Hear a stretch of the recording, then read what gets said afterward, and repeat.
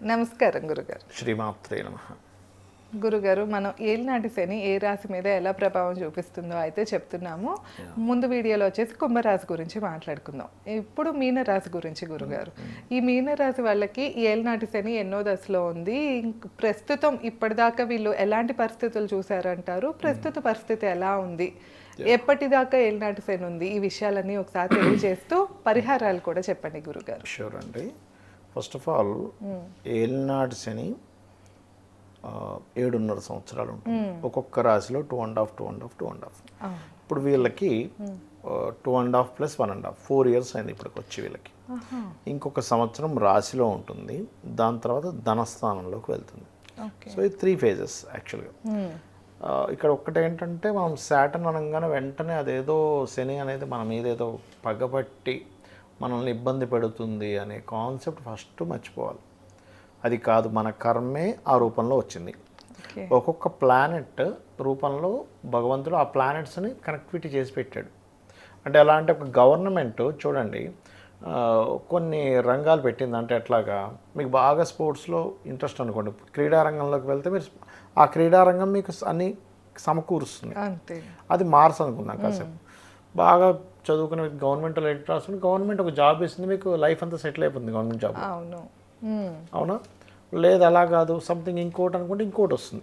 శుక్ర సంబంధించింది, బాగా ఫ్యాషన్ అనుకోండి, శుక్రుడు దాంట్లోకి వెళ్తే మంచి స్టేజ్ దీంట్లోకి వెళ్తాడు. అట్లాగే శాటర్న్ అనేటువంటిది ఏంటంటే, మనం చేసిన కర్మే అనుభవించే దీంట్లో ఉంటుంది. ఇక్కడ మీరు అనొచ్చామండి, మరి మనం రకరకాల పూజలు చేస్తుంటాం కదా, అండ్ దాన్ని తప్పించుకోలేమా అంటే తప్పించుకోగలం. అది ఎట్లా అంటే, దాని తీవ్రత తక్కువ అవుతుంది, దాన్ని అనుభవించడానికి మనిషి శక్తి వస్తుంది. ఇక్కడ చేసుకోవడం వల్ల ఏమిటి, ఇప్పుడు ఏలినాటి శని వస్తుంది, నడుస్తుంది, జన్మంలో నడుస్తుంది. మీ నంబర్కి చిన్న సందేహం, మీరు అన్నారు కదా మనం చేసిన కర్మనే అనుభవిస్తాము అని. ఎగ్జాక్ట్లీ. అది మంచి కర్మ అయితే మంచి కూడా వస్తుంది. ఎగ్జాక్ట్లీగా మీరు మంచి ప్రశ్న అడిగారు. 100% మంచి కర్మ కూడా ఇస్తాడు శని, బ్యాడ్ కర్మ కూడా ఇస్తాడు. ఇప్పుడు Saturn is the cork of oils, iron. మరి డబ్బులు ఎవరికైనా శని మూలకంగా డబ్బులు రావాలంటే ఐరన్లోనే వస్తుంది. మరి వస్తుందిగా అక్కడ. మరి అంతే. ఐరన్ బిజినెస్, ఆయిల్ బిజినెస్ ప్రతి జీవికి కొన్ని వందల వేల జన్మలకు సంబంధించిన కర్మలు క్యారీ ఫార్వర్డ్ అవుతూ ఉంటాయి. అవన్నీ ఏలినాటి శనిలోనే రావాలని రూల్ లేదు. కొన్నిసార్లు ఏలినాటి శని లేకుండా కూడా వస్తాయి. బట్ ఏలినాటి శని ప్లస్ ఆ కర్మ అనుభవించే రెండు మ్యాచ్ అయినప్పుడు ఎక్కువ సఫర్ అవుతాడు, రెండు మ్యాచ్ అయినప్పుడు తక్కువ సఫర్ అవుతాడు. ఇక్కడ చాలా మందికి అదేంటి, ఆయనకి ఉంది నాకు ఉంది, ఆయన అంత సఫర్ అవుతున్నాడు, నేను తక్కువ సఫర్ అవుతున్నా, లేకపోతే నేను ఎక్కువ సఫర్ అవుతున్నా, ఆయన తక్కువ సఫర్ అవుతున్నాడు ఏంటి అనుకుంటాం. కారణం ఏమిటంటే, వీళ్ళ కర్మ ఈజ్ వెరీ లెస్, వాళ్ళకి ఎక్కువ కర్మ ఉంది. ఆ రెండు మ్యాచ్ అయ్యాయి అక్కడ. అది మనం అర్థం చేసుకోగలగాలి. అయితే వీళ్ళకి జన్మంలో శని కొన్ని అనవసరమైన వాటిల్లోకి వెళ్ళి ఇరుక్కుంటుంటారు ఎప్పుడైనా మీన రాశిలో ఉన్నప్పుడు. ఎందుకు అంటే, ఇరుక్కోవడం, లేకపోతే తక్కువకి వస్తుంది కదా, అబ్బా ఇంకేంటి జాక్పాట్ మనకి అంటే, నేను ఒక ఇది చెప్తాను మీకు. మనకి ఏంటంటే కొంచెం అవుట్స్కట్స్ ఇక్కడ నుంచి, నాకు ఆ ఏరియా పేరు గుర్తు రావట్లేదు, ఒక 40 kilometers దాంట్లో. అక్కడ ఒరిజినల్గా అయితే ఎకరం ఆల్మోస్ట్ అతను కొన్నప్పుడు దాదాపు మనం అక్కడ కొనాలంటే కనీసం 12 కోట్లు కావాలండి ఎకరం. ఆయనకి లక్కీగా 4 crores వచ్చింది. 4 crores వస్తుంది, ఇంకేంటి అసలు చాలా బాగుందని తీసేసుకుని నాకు చూపించాడు. నేను అన్నా, ఇది కొంచెం దోషం ఉందబ్బా, అసలు ఇటు సైడ్ ఇట్లా ఉండకూడదు అంటే, లేదు సార్ 12 కోట్లు 4 కోట్లకి వస్తుంటే ఏంటి ఇంకా, అది మీ ఇష్టం అండి, బికాజ్ ఆఫ్ చెప్పడం నేను చెప్పాను, కాకపోతే ఇది మాత్రం దోషమే, దీనికి చేసుకోండి అన్న. ఆయన ఏదో హడావిడిలో కూడా చేసుకోవాలి. దాని తర్వాత అతనికి పడినటువంటి ఇబ్బంది ఎలా అంటే, అదేదో లిటికేషన్ ఉంది దానికి. మళ్ళీ ఆ భూమి అమ్మిన వ్యక్తికి వాళ్ళ అన్నయ్యకో తమ్ముడితోనో ఏదో ఉంది. నువ్వు అట్లా కొంటావు, నాకు తెలియకుండా మా అన్నయ్య అమ్మేస్తాడని వాళ్ళ తమ్ముడు వస్తాడు. నువ్వు ఇది అట్లా నువ్వు లోపలికి వస్తావు నేను చూస్తాను. అది నానా రచ్చయి డబ్బులన్నీ తీసుకెళ్ళి ఈయన దగ్గర ఉన్న ప్రతి రూపాయి తీసుకెళ్ళి అక్కడ పెట్టి, ఏదో లాభం వస్తుందని చెప్పి భూమి కొని, అది రాకపోగా డబ్బులన్నీ ఇరుక్కొని. ఎందుకంటే అతని పర్సనల్ చార్ట్లో భూమి మూలంగా ఇరుక్కునే యోగం కూడా ఉంది ఒక పక్క. ప్లస్ ఏలినాటి శనిలో ఇట్లా ఏదో ఎక్కువ లాభాలు వచ్చేస్తాయి ఇన్వెస్ట్మెంట్ చేయడం అలాంటివి. సో సో మీనరాశి వాళ్ళకి అలా ఇంకొక వ్యక్తి ఏంటంటే ఫ్రెండ్స్ అందరితోని ఈ ఫ్రెండ్ ఈ బిజినెస్ చేస్తాడు, అందులో వెళ్ళి కొన్ని డబ్బులు పెట్టడం, ఈ బిజినెస్ ఈ ఫ్రెండ్ చేస్తాడు, ఈ డబ్బులు పెట్టడం, వాళ్ళు సరిగ్గా చూసుకోకపోవడం వల్ల నష్టం రావడం ఈయన మీదకి. అట్లా ఏంటంటే మీనరాశి వారికి ఏంటంటే ఈ గడిచిన ఫస్ట్ ఫేజ్ అంతా కూడా ఫస్ట్ 2.5 years అంతా కూడా ఈ బిజినెస్లని ఎక్కడో ఇన్వెస్ట్మెంట్ చేసని, లేకపోతే ఏదో లాభం వస్తుందని, లేకపోతే విదేశాలకు వెళ్ళిన ఏదో సంపాదిస్తానని. ఎందుకంటే సహజంగానే మీనరాశి వారికి విదేశీ యోగం ఉంటుంది సర్వసాధారణంగా. కాబట్టి విదేశాలకు వెళ్ళి నేను ఏంటి బోల్డ్ అంత సంపాదిస్తానని, అక్కడికి ఏదో ఇన్వెస్ట్మెంట్ చేసి అక్కడికి వెళ్ళి మళ్ళీ అయ్యో అనవసరం ఖర్చు చేయడానికి, ఇట్లాంటివన్నీ ఎక్కువ చూస్తారు వీళ్ళు. మరి జన్మంలోకి వచ్చినప్పుడు ఏమిటి అంటే గతంలో చేసిన ఇన్వెస్ట్మెంట్ యొక్క ఎఫెక్ట్ వీళ్ళకి పడుతూ ఉంటుంది. అంటే అప్పుడు చేసేసాము, అప్పుడు పెద్ద ఎఫెక్ట్ పడలే, అప్పుడు నడిచిపోయింది టైం బాగుండి, కానీ దాని భారం ఉంటుంది చూసారా. అవును, అబ్బా అప్పుడు చేశాను అమ్మ బాబా ఇప్పుడు కనపడుతుంది దానికి అనవసరంగా చేసాము, సెకండ్ 2.5 years. ఇప్పుడు 1.5 year అయిపోయింది, ఇంకో 1 year ఉంటుంది ఎఫెక్ట్. ఎప్పుడైనా సరే ఏలినాటి జన్మంలో సంచరించేటప్పుడు వారికి తల మీద పెద్ద భారం పెట్టినట్టు ఉంటుంది. అయితే ఒకటే ఇది కర్మ అని ఎవరైతే సింపుల్గా తీసుకుంటారో మళ్ళీ వాళ్ళు తగ్గిపోతుంది. కానీ అలా కాకుండా అమ్మో నాకు చాలా ఇదైపోతుంది, అదైపోతుంది, ఇదైపోతుంది అంటే వాడికి ఎక్కడ లేని స్ట్రెస్ ఉంటుంది. ఇప్పుడు చూడండి, ఒక మనిషి వస్తాను అన్నాడు అనుకోండి ఉదాహరణకి, పక్కనే ఉన్న జస్ట్ 1 minute అండి అంటే మనకు ఎలా ఉంటుంది, అరే ఇంకా రాడేంటి ఉంటుంది. అలా కాకుండా లేదండి నేను ఇప్పుడే స్టార్ట్ అయ్యాను, ఎగ్జాక్ట్లీ 45 minutes పట్టచ్చు అంటే మనం కూల్గా ఉంటాం, 45 నిమిషాలు పడుతుంది. కానీ 1 minute జస్ట్ ఈ పక్క సందులో ఉన్నట్టు మనం చూస్తూ ఉంటాం, ఇరిటేషన్ వచ్చేస్తుంది, కోపం వచ్చేస్తుంది.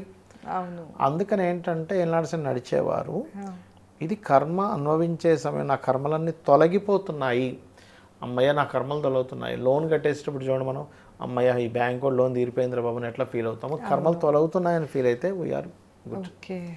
కానీ ఈ మీనరాశి వారికి 3rd phase ఇంకొక 2.5 సంవత్సరాలు సెకండ్ హౌస్లో సంచరిస్తాడు, అక్కడ నీచపడతాడు. కాబట్టి ఈ రాబోయే అంటే 1 year తర్వాత వచ్చే ఈ టైంలో పర్టికులర్గా వీళ్ళు చేయవలసింది ఏమిటి అంటే తొందరపడి కెరీర్ విషయంలో తొందరపడి నిర్ణయాలు తీసుకోకూడదు. ఎందుకంటే ఈ మీనరాశి వారికి 10th and 11th లార్డ్ అంటే చేస్తున్న జాబ్ వదిలేసి ఏదో బిజినెస్ చేసుకుంటారు అంటే అవగాహన లేని బిజినెస్లో. నేను అనేది మీకు అవగాహన ఉంటే చేయండి, కానీ అవగాహన లేని బిజినెస్లోకి వెళ్ళిపోతారు. నేను ఒకసారి ఒక జాతకం చేసినప్పుడు ఒక స్త్రీమూర్తి నాకు ఫోన్ చేసింది, అమ్మ మీరు ఏమైనా జాబు మారిపోవడం మాందాం అనుకుంటున్నారా, బిజినెస్లోకి వెళ్దాం అనుకుంటున్నారా అడిగా. కరెక్ట్గా చెప్పారు సార్, నాకు గవర్నమెంట్ జాబ్ వదిలేసి బిజినెస్ చేద్దాం అనుకుంటున్నాను. అమ్మమ్మ ఎందుకమ్మా అట్లాగా అంటే ఆ అమ్మాయి చెప్పిన రీజన్ చెప్తాను నేను మీకు. సార్ పేరెంటాలైనా ఫంక్షన్స్ అయినా నేను అటెండ్ అవ్వలేకపోతున్నా, వాడు ఏదో గవర్నమెంట్ వాడు ఇవ్వడు, ఆ ఎంజాయ్మెంట్ నాకు రావట్లేదు, so I want to live. అదేంటమ్మా ఏం సార్ అందులో ఏమొస్తుంది శాలరీ, బిజినెస్ చేసుకుంటే బాగా వస్తుంది అంటే ఎంత వస్తుంది అమ్మా మీకు, 80,000 వస్తుంది. 80,000 మంచి శాలరీ కదమ్మా అంటే లేదు సార్ నాకు ఫ్రీడమ్ ఉండట్లేదండి, నాకు ఫ్రీడమ్ ఉండట్లేదు, 40,000 వచ్చినా నాకు ఫ్రీడమ్ ఉండట్లేదు కాబట్టి నేను బిజినెస్ చేసుకుంటా అంటే నేను చెప్పా లేదమ్మా మీకు బిజినెస్ యోగం తాత్కాలికంగా అలా అనిపిస్తుంది, మీరు ఓ పని చేయండి. ఏం బిజినెస్ చేస్తారు, బట్టలు ఇంట్లో పెట్టుకొని ఇవాళ రేపు మీరు చూసే ఉంటారు కదా యూట్యూబ్లో వీడియో పెట్టేసి అన్ని బట్టలు చూపిస్తూ ఉంటారు, కొనుక్కున్నాడు కొనుక్కుంటారు. ఇవాళ రేపు యూట్యూబ్ ఒక రకంగా బాగా హెల్ప్ చేస్తుంది, చాలా బాగా హెల్ప్ చేస్తుంది. అలా కొన్ని లక్షలు సంపాదించే వాళ్ళు ఉన్నారు ఇంట్లోనే ఉండి. నేను అనేది ఏంటంటే మీరు ఒక 6 months 1 year లాంగ్ లీవ్ తీసుకోండి, మీరు ఆ వ్యాపారం చెయ్యండి కొన్ని డబ్బులతో, అప్పుడు మీకు ఒక ఎక్స్పీరియన్స్ వస్తుంది, అమ్మో దీనికంటే గవర్నమెంట్ జాబే బాగుందిరా బాబు అనిపిస్తుంది. అప్పుడు మీరు ఏం చేస్తారు, అప్పుడు మీకు బాగా నడిచింది అనుకోండి గుడ్ కంటిన్యూ అయిపోవచ్చు, లేదు అంటే మళ్ళీ జాబ్లోకి వెళ్ళిపోవచ్చు. మీరు ఎందుకు వదిలేయడం ఇప్పుడు జాబ్ పని కదా. కొన్ని లక్షల మంది డ్రీమ్ కదండి గవర్నమెంట్ జాబ్ రావాలంటే. అంతే, అది కాక వాళ్ళకి ఆ అడ్వాంటేజెస్ చాలా ఉంటాయి, చాలా అడ్వాంటేజెస్ ఉంటాయి. ఇప్పుడు అంత లాంగ్ లీవ్ విడిగా ప్రైవేట్ వాటిలో దొరకదు, గవర్నమెంట్ దాంట్లో కనుక తీసుకుని 1 year 2 years పెట్టేసి విదేశాలకు వెళ్ళిన వాళ్ళు ఉన్నారు చాలా మంది, అంతే తీసుకోవచ్చు అన్నప్పుడు అంతే అంటారంటే అంతేనమ్మా మీరు ఆ పని చేయండి అన్న. ఇంకా రిజల్ట్ నాకు ఇంకా తెలియదు, ఇంకా నాకు ఈ మధ్య జరిగింది, ఒక 3 to 4 months మధ్యలో జరిగినటువంటి అంశం ఇదంతా కూడా. సో అది నేను అనేది ఏంటంటే ఇలాగ తెలియక రాబోయే 1 year తర్వాత 2.5 years అంతా కూడా ఇటువంటివి ఎక్కువగా ఉంటాయి. కాబట్టి ఈ విషయంలో పర్టికులర్గా జాగ్రత్త వహించాలి వీళ్ళు. ఇది సెకండ్ ఫేజ్. ఇది థర్డ్ ఫేజ్. ఓకే. నేను ఇప్పుడు చెప్పింది రాబోయే 1 year తర్వాత అంటున్నాను. అందుకే ఇప్పుడు 4 years అయిపోయింది కదా, ఇంకొక 1 year ఉంది రాశిలో. అవును. ఆ next final phase. Final phase గురించే చెప్తున్నా. ఓకే. ఫైనల్ ఫేజ్లో ఏంటంటే వీళ్ళు జాబులు వదిలేసి బిజినెస్ చేద్దామని అలా అనుభవం లేకుండా చేస్తారు. ఓకే. అవి చేయకండి. ఎందుకంటే వీళ్ళకి 11th లార్డ్ 12th లార్డ్ ఒక్కడే సెకండ్ హౌస్లోకి వెళ్ళి కూర్చుంటున్నాడు. అంతే. అప్పుడు అనుభవం లేని దగ్గరికి వెళ్ళి మీరు కనుక డబ్బులు పెట్టారు అనుకోండి 1 year తర్వాత ఏమవుతుంది, అనుభవం సంపాదించుకుని పెట్టండి, నేను కాదనట్లే, కానీ వితౌట్ ఎక్స్పీరియన్స్. అందుకే చాలా చాలా పెద్ద పెద్ద మేధావులు ఏం చేస్తారంటే మీరు ఏదైనా ఒక బిజినెస్ చేయాలనుకుంటే ఫస్ట్ పేపర్ మీద చేయంటాడు. పేపర్ మీద రాయు నీట్గా, నువ్వు ఏ బిజినెస్ చేస్తున్నావు, ఎన్ని డబ్బులు పెడుతున్నావు, దానికి ఉండేటువంటి మార్కెట్ కండిషన్స్ ఏంటి, నువ్వెంత కష్టపడగలవు, ఒకవేళ ఈ బిజినెస్ మొత్తం పోతే నువ్వు నిలబడగలవా లేదా, పోవడానికి గల కారణాలు ఏంటి, రావడానికి గల కారణాలు ఏంటి, నీ కింద ఉండే సిబ్బంది ఎలాంటి వాళ్ళు ఉండాలి, నీ ఎయిమ్, నీ గోలు, రోజు రోజుకి ఎంత పెరగాలనుకుంటున్నావు, ఒకవేళ పెరగకపోతే కారణాలు ఏంటి, దీన్ని ఒకవేళ అమ్మేయాలనుకుంటే ఎంతకు అమ్మేయగలుగుతావు, అన్నీ అనాలిసిస్ చేయమంటాడు. అప్పుడు నీకు ఫస్ట్ అయితే పేపర్ మీద ఎప్పుడైతే నువ్వు ఆ బిజినెస్ రాసుకుంటావో lot of ideas, lot of thinkings వస్తాయి. చాలామంది ఉట్టి ఆ బిజినెస్ అస్సలు తెలియకుండా ఊరికే పేపర్ మీద రాసి వెనక్కి అవుతుంటారు. అలా చేయకూడదు ఎప్పుడు కూడా. ఎందుకంటే చాలా బిజినెసెస్కి బయటకు కనబడే ఆదాయం వేరే ఉంటుంది, ఇన్నర్గా వేరే వేరే ఆదాయాలు వస్తాయి. అవి నువ్వు అక్కడికి వెళ్ళి ఎక్స్పీరియన్స్ చేస్తేనే నీకు అర్థమవుతుంది. వితౌట్ ఎక్స్పీరియన్స్ నీకు అర్థం అవ్వదు. కాబట్టి ఏంటంటే నువ్వు ఎక్స్పీరియన్స్ కోసం వెళ్ళమంటా నేను. ఎవరైనా బిజినెస్ పెడతానంటే బాబు నువ్వు 1 సంవత్సరం 2 సంవత్సరాలు జాబ్ చేయి, అంతే, లోటుపాట్లు తెలుస్తాయి, ఒక కస్టమర్తో ఎలా మాట్లాడాలో తెలుస్తుంది. కాబట్టి ఇక్కడ వీళ్ళు వితౌట్ ఎక్స్పీరియన్స్ 1 year తర్వాత కనుక బిజినెస్లోకి ఎంటర్ అయితే ఇక్కడ దెబ్బతింటారు. ఎప్పుడైనా బిజినెస్లోకి ఎంటర్ అవ్వాలంటే ఎవరి బర్త్ చార్ట్లోనైనా మెర్క్యూరీ బాగుండాలి. బుధుడు కనుక బాగోకపోతే మిస్కాలిక్యులేషన్స్, అసలు మనం ఎన్ని డబ్బులు ఖర్చు పెడుతున్నాం, ఎంత డబ్బులు వస్తున్నాయి, క్యాలిక్యులేషన్ లేదు, చూసుకోరు. అందుకే పెద్ద పెద్ద వాళ్ళు చూడండి, మీరు పాతకాలం వాళ్ళు చూడండి, ఒక బుక్ పెన్ను పేపర్ తీసుకొని వాడు ఖర్చు పెట్టే 10 రూపాయలు కూడా రాసుకుంటాడండి అందులో. అవును. చిల్లర కూడా రాసుకుంటారు. మీకు అందరూ చాలామంది తెలియని విషయం ఏంటంటే చిల్లర బోల్డ్ అయిపోద్ది మనకు తెలియకుండా. అవును.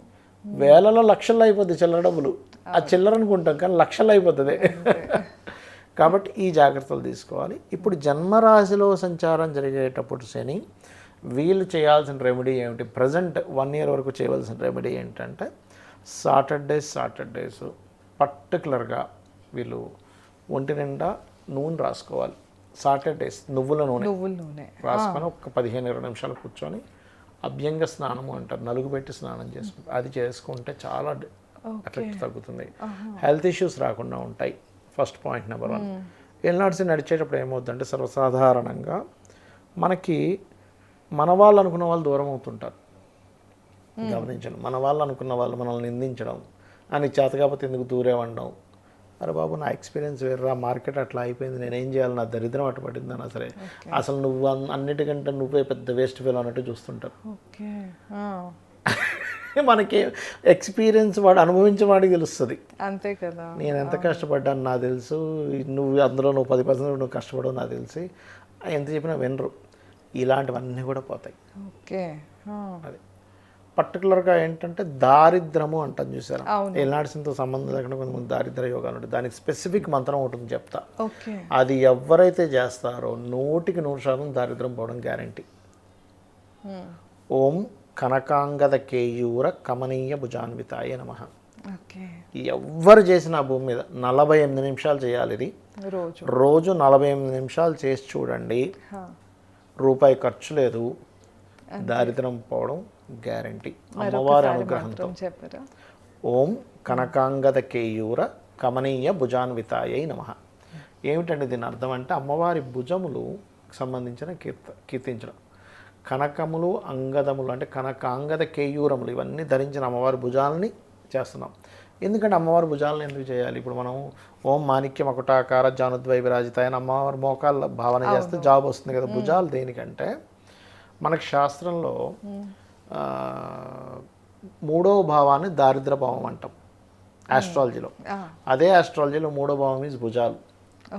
అమ్మవారి భుజాలని కీర్తిస్తే ఓం కనకాంగద కేయూర కమనీయ భుజాన్వితాయ నమః అని చేస్తే దారిద్రం పోతుంది. దీనికి ఏంటండి ఎలా చెప్పగలరు? ఒక అంటే అమ్మవారికి కావచ్చు, అయ్యవారిది కావచ్చు, ఫలానా సంబంధించింది చేస్తేనే పోతుందని అలాగా అంటే దీనికి ఒక చిన్న ఉదాహరణ చెప్తాను మీకు. మనకి తులసీదాస్ గారు తెలుసు కదా, హనుమాన్ చాలీసా రచించారు. ఆయన గొప్ప రామభక్తుడు, గొప్ప హనుమత్ భక్తుడు. ఆయన ఒక ఊర్లో ఉండగా అదే ఊర్లో ఒక మాంత్రికుడు ఉండేవారు. కొంతమంది మాంత్రికుడు కొన్ని సిద్ధుల వల్ల ఇలాగ అనగానే చేతిలోకి ఒక లడ్డు తీసుకురాగలరు. సత్యసాయి బాబు గారు తెలుసు కదా, అదొక ప్రాప్తి సిద్ధి అంటారు. అది ఎలా అంటే ఇప్పుడు పై రూమ్లో, మన ఆఫీస్లో పై రూమ్లో ఒక నెక్లెస్ పెట్టి ఇక్కడ ఇలా అంటే పై రూమ్ నుంచి వీళ్ళ చేతిలోకి వస్తుంది. దాని ప్రాప్తి సిద్ధి అంటారు. అష్ట సిద్ధులో ఒక సిద్ధి అది. అలాగా కొన్ని సిద్ధులు చేస్తూ ఉంటే అందరూ ఆహా ఊహ అనేవారు. కానీ ఆ ఊర్లో ఎవరెవరు అతన్ని కలవడానికి వస్తున్నారు, ఎవరు రావట్లేదు అన్నీ గమనించుకునేవాడు. ఆయనకి అందరూ వస్తున్నారు కానీ తులసీదాస్ గారు నా దగ్గర రావట్లేదు అని పట్టుకుంది ఆయన.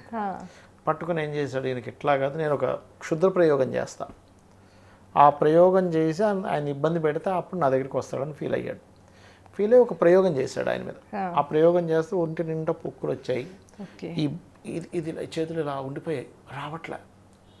అప్పుడు తులసీదాస్ గారు ఆంజనేయ స్వామికి హనుమత్ బాహు అని ఉంటుంది, హనుమత్ బాహు మీరు వినే ఉంటారు, అది చదివాడు. అంటే అది అప్పుడు రచించాడు. బాహువులు స్తంభించిపోయాయి కాబట్టి హనుమత్ బాహు సంబంధించిన ఈ బాహువులు సంబంధించిన రచన అప్పుడు ఆయన క్లియర్ అయిపోయాయి వెంటనే. అంటే దీని అర్థం ఏమిటి, భగవత్ సంబంధించిన మనం ఏదైతే ఆ దివ్యమూర్తి శరీరకు సంబంధించినటువంటి మనం ఏదైతే స్మరిస్తామో ఆ రిలేటెడ్ సంబంధించిన మనకు క్లియర్ అవుతాయి.